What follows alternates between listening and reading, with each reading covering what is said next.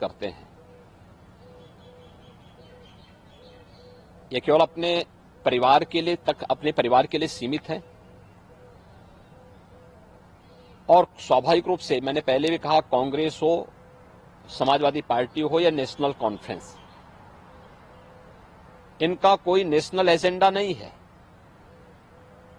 इनका एजेंडा इनका स्वयं का परिवार है और स्वार्थ पर आधारित इनके परिवार का एजेंडा एक तरफ राष्ट्र नायकों का अपमान करता है तो दूसरी तरफ माफिया और आतंकी तत्वों को ये लोग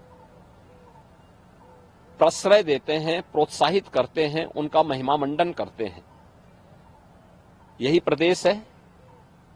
समाजवादी पार्टी ने 2012 में सत्ता में आने पर उन आतंकवादियों का जिन लोगों ने अयोध्या में राम जन्मभूमि पर, काशी में संकट मोचन मंदिर पर,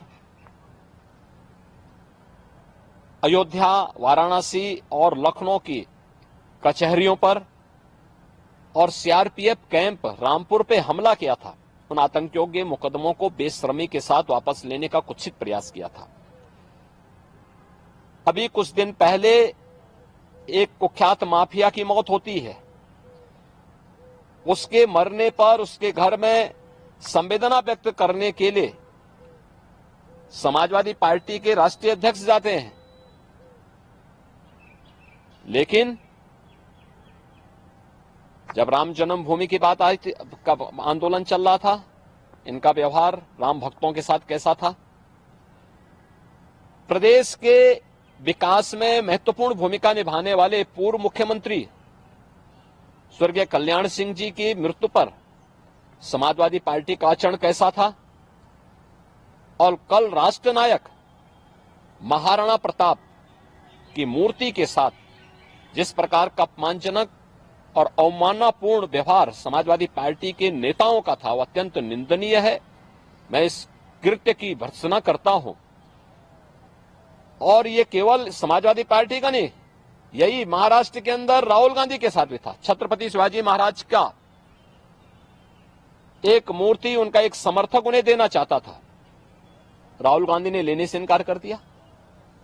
यानी ये राष्ट्र नायक का सम्मान नहीं, ये आतंकियों का महिमामंडन करेंगे, पाकिस्तान का महिमामंडन करेंगे, माफिया और आपराधिक प्रवृत्ति के तत्वों का जो समाज की सुरक्षा के लिए, बेटी और व्यापारी की सुरक्षा के लिए खतरा बने हुए हैं, उनका ये महिमामंडन करेंगे। देश की जनता देख रही है और जनता जनार्दन चुनाव में इनको सही जवाब। देखिए, जब कोई बेशर्मी ओढ़ लेता है और केवल स्वार्थ की राजनीति करता है, उसका स्वार्थ उसके परिवार तक सीमित होता है, तो इस प्रकार के दृश्य सामने आते हैं। और कल मैनपुरी की घटना हो या महाराष्ट्र की घटना, कांग्रेस, समाजवादी पार्टी या नेशनल कॉन्फ्रेंस, तीनों एक ही थैले के चट्टे बट्टे हैं। इनसे बहुत कुछ उम्मीद मत करिए। इस नेतृत्व का इंडी गठबंधन ये बनने के बाद से ही विवाद में है और इसलिए उनके नेताओं के विवादास्पद बयान ये कोई नई बात नहीं है। सबसे दुर्भाग्यपूर्ण स्थिति ये है, ये स्वार्थ का गठबंधन है। इसीलिए ये लोग लगातार इस प्रकार के बयान करते हैं जो भारत के दुश्मनों को अच्छा लगे और देश में विखंडन की स्थिति पैदा हो। ये स्वार्थ का गठबंधन है। अपने राजनीतिक स्वार्थों के लिए राष्ट्रीय सुरक्षा को, राष्ट्रीय अखंडता को अपूर्णीय क्षति ये लोग पहुंचा रहे हैं। और ये सचमुच एक परिवार पर आधारित पार्टियों का एक कैरेक्टर है। कांग्रेस हो, नेशनल कॉन्फ्रेंस हो या समाजवादी पार्टी,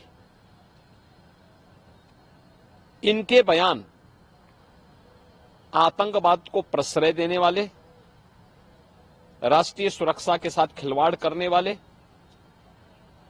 भारत के बहादुर जवानों की शहादत को अपमानित करने वाले हैं।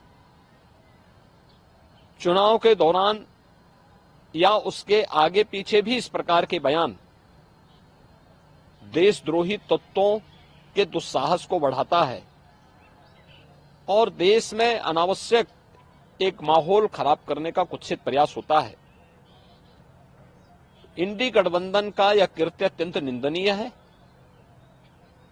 और चूंकि इनके किसी भी नेता पर कोई नियंत्रण नहीं है, इसलिए जो उनकी मर्जी में आता है वो उस प्रकार की भाषा का अपने तरीके से अपने राजनीतिक स्वार्थ के लिए उस प्रकार का भाषा का उपयोग अपने स्वार्थ के हिसाब से करते हैं। देखिए, सच्चाई तो यह है कि जम्मू कश्मीर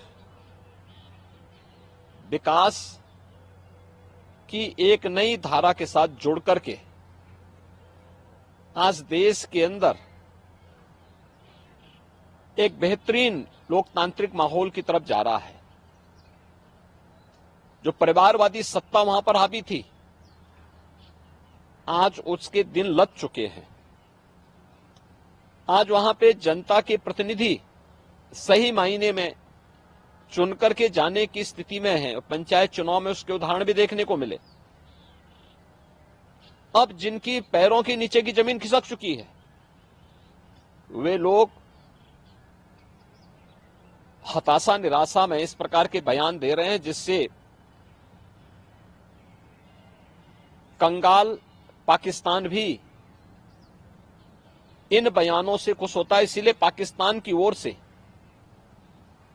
इन इंडी गठबंधन से जुड़े हुए नेता राहुल गांधी के बारे में, राहुल गांधी के समर्थन में और उनके नेताओं के समर्थन में बयान आते हैं।